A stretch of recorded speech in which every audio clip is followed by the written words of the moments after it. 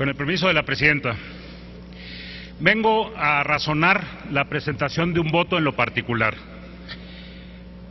Todo gobierno requiere de recursos para poder cumplir con los propósitos para los cuales está constituido. Requiere recursos para garantizar la seguridad de los ciudadanos, para la construcción de los bienes públicos que permitan que los ciudadanos puedan desarrollarse de manera completa.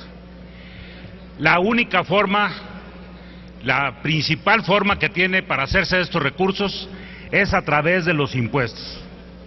Los impuestos, como ya se ha dicho aquí en esta tribuna, se imponen no exclusivamente por el Ejecutivo, sino desde hace muchísimos años, el Ejecutivo, a propuesta del Ejecutivo y con la representación nacional del Congreso o del Parlamento. Esto sucede prácticamente en todo el mundo.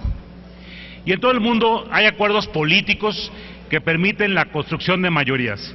Es evidente que aquí hay un acuerdo político y el propósito de mi intervención es tratar de sensibilizar en un solo de los temas que me parece central en la propuesta de reforma fiscal. Cuando se establece un impuesto, tiene que respetarse un conjunto de reglas de tal forma que no resulte contraproducente en otros ámbitos. Independientemente de cuidarlas, siempre tiene efectos secundarios la imposición de una contribución. Los impuestos tienen que ser progresivos, no que se declare que van a ser progresivos, que efectivamente paguen más los que más ganan. Tienen que ser universales, tienen que aplicar a todos. No pueden aplicarse a un tipo de productos que generan un efecto y a otro tipo de productos que generan el mismo efecto no se apliquen. Tiene que haber simplicidad en el pago de los impuestos, pero sobre todo, déjenme referirme, los economistas dicen tiene que haber neutralidad en los impuestos. Es decir, el imponer un impuesto, el imponer una contribución no tiene que afectar o tiene que tener la mínima afectación en la competitividad del mismo mercado con los productos sustitutos, en la competitividad con el exterior. Tiene que cuidar los empleos, tiene que favorecer el crecimiento de la economía. No pueden ser impuestos expropiatorios que anulan la posibilidad de obtener impuestos en el futuro porque atrofia la capacidad de crecimiento. Y tiene que haber un equilibrio en este crecimiento. Todos los impuestos deben de buscar esta neutralidad en la economía, sin embargo, siempre tienen consecuencias. Y nosotros tenemos que ser muy claros de las consecuencias que tiene establecer impuestos. En un momento más iniciaremos votaciones y vamos a establecer varios impuestos. Desde luego que poner impuestos no nos gusta a nadie y pagarlos menos. Sin embargo, tenemos que hacernos cargo de nuestras decisiones en los efectos secundarios que tengan estos impuestos. Hoy en el mundo ha cambiado radicalmente. Hay una competencia global por los empleos. Si no partimos de la concepción clara que hay una competencia global por los empleos, no podemos necesariamente tener certeza de los efectos que vamos a ocasionar. Quiero referirme exclusivamente a uno de los efectos que me parece el más nocivo. A lo mejor no genera ahorita la mayor irritación social, pero no tengo duda, es el que más debiéramos de cuidar. Varias de las propuestas que se hacen aquí van a provocar, ojalá y me equivoque, van a provocar pérdida de empleos. El empleo es lo más valioso en el ámbito material que puede tener una persona. Es un medio de crecimiento y desarrollo personal. Hay incluso edades en este país, por ejemplo, perder el empleo después de los 45 años puede ser toda una tragedia, porque en este país tendrá enormes dificultades de volver a encontrar. De manera que quiero resaltar los temas particulares en donde hay una clara afectación a los empleos. Y que esta afectación se da precisamente por esta competencia global por los empleos. La primera tiene que ver con no hacer totalmente deducibles a las prestaciones. Hay una concepción, quizá con fundamento en la Secretaría de Hacienda, que las empresas se evaden recursos al fisco a través de pagar prestaciones de más que no están sujetas a contribución. Y entonces, Hacienda lo que propone es, bueno, no vas a poder deducir, no vas a poder llevar a gastos y confrontar con tu utilidad todas las prestaciones. Solamente, originalmente planteaban el 42, la Cámara de Diputados con enorme generosidad lo subió al 47. Y además corrigió un gravísimo error, porque por las prestaciones, cuando exceden los límites que la ley establece, el trabajador paga sus propias contribuciones. Ese era un argumento para que la Corte lo tumbara, pero afortunadamente se corrigió. Este tema, en primer lugar, es terriblemente regresivo. Afecta más a los que menos ganan. Un trabajador que gana 2 salarios mínimos, lo más probable es que tenga 1/3 de su ingreso, 33% de su ingreso a partir de prestaciones. Un trabajador que gana 5 o 7 salarios mínimos, quizás las prestaciones representen menos del 15%. De manera que esta medida afecta más a los trabajadores que menos ganan. Es totalmente en contra de los propósitos que debe de buscarse un impuesto. Pero lo más grave es que castiga a las empresas que más empleo generan. Es verdaderamente absurdo poner un impuesto y te cargo más si tienes más empleo. Pero lo dramático que en esta economía global existen varias empresas cuyo costo central es la nómina.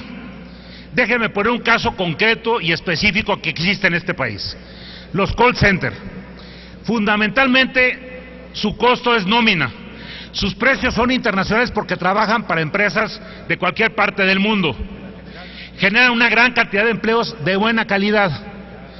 Sin embargo, si se sale de costos, porque a la hora de no deducir las prestaciones se suban sus costos 7, 8% o 10%, tan sencillo como una decisión del dueño de la empresa de moverlo a otro país. De hecho, buena parte de los call centers que tenemos en México antes estaban en India. Logramos tener mayor competitividad. Aquí hay que hacernos cargo, si aprobamos este tema, que en particular me parece verdaderamente delicado, de poderle mirar a los ojos a los mexicanos que por esta decisión pierdan su empleo. Y en el mismo caso están casi todas las empresas de servicio. La industria manufacturera de exportación se organiza de tal forma que el costo central es la nómina. Si nosotros no hacemos deducibles la totalidad de prestaciones, no solamente gravamos a los empleados que menos ganan con mayor proporción, sino que vamos a provocar dolor humano de personas que pierdan su empleo. Segundo, hemos construido un discurso en este país con un ánimo justiciero, con o sin razón, con sectores económicos que consideramos que no contribuyen con justicia. Particularmente 2 sectores, la industria manufacturera de exportación. Y entonces hay la clara concepción, y en cualquier entrevista con cualquier funcionario de Hacienda se nota el sentimiento: a estos condenados ahora sí los vamos a atravesar. Y por mí que los atraviesen. Solamente que generan más de 1 millón de empleos de calidad en este país y que son capitales que no tienen nacionalidad, que están aquí porque México es competitivo con respecto a otros países del mundo y que se pierde su competitividad, toman la sencilla decisión de moverse a otro país donde puedan ser competitivos. ¿Y qué le vamos a decir cuando veamos a los ojos a los mexicanos que dejen de tener empleo con ellos? A la industria maquiladora, hoy satanizada, le decimos: vamos a cobrarte el IVA por las importaciones de los materiales o bienes intermedios que tú internes al país, que vas a transformar y luego exportar en productos intermedios o terminados. Claro, ya les dimos un plazo de 1 año mientras nos ponemos de acuerdo cómo vamos a hacer este proceso. Segundo, te voy a cambiar el régimen fiscal. No tienes por qué tener privilegios y ahora te voy a cambiar a un régimen ordinario. Vas a subir tu tasa de captación porque no es justo que en este país tú pagues menos porcentaje de impuestos que otros sectores. Pero en este país, y me consta, y aquí en el Senado está alguien que fue secretario de Promoción Económica, se batalla para ir a conquistar fuentes de trabajo para este país. Y los conquistamos igual que los conquistan cualquier país del mundo. Hoy la política interna de Estados Unidos es reconquistar las fuentes de empleo. La semana pasada una empresa fabricante de elevadores instalada desde hace más de 20 años en Nogales tomó la decisión de salirse e irse a una plaza de Estados Unidos porque le da una serie de ventajas trasladarse para allá. Y nosotros perdemos los empleos. Además, les grabamos las prestaciones y desaparecemos el programa Shell. El tercer sector que está satanizado, y por mí satanícenlo, pero genera empleos, es la minería. Y decimos no están pagando suficientes empleos y entonces ahora paga 7,5% de derechos sin deducir todos tus gastos. Paga el 0,5% de tus ingresos netos si produces oro, plata o platino. Paga el doble el precio del agua. Y en este país, si explotas una mina en un sector donde no hay mucha agua, recíclala y cada vez que la usas te la vuelvo a cobrar igual, porque así se hace, no hay ningún estímulo para la ecología. Además te voy a poner un impuesto al carbono, senador, con la excusa, concluyo, presidente. Tenemos que pensar en los empleos, tenemos que darle perspectiva de los empleos. Pongo un último ejemplo, un tema, no me pronuncio sobre él, ponerle IVA al alimento de mascotas. Vamos a pasarlo de tasa cero, que le devuelven impuesto, a un producto que es altamente sensible al precio, que no es indispensable, lo vamos a pasar a una tasa del 16%. ¿Por qué no pensamos en los empleos y lo hacemos gradualmente? Yo quiero llamar la atención a este Senado, que en las reservas nos hagamos cuenta del dolor que podemos evitar, que ese es el propósito de la política. El dolor de las personas, que tenemos que tener la capacidad de verla a los ojos si por nuestras decisiones perdieron su empleo, por las medidas que adoptamos, con un ánimo justiciero que está fuera totalmente en una economía global. Es cuanto, señor presidente, y gracias por su tolerancia.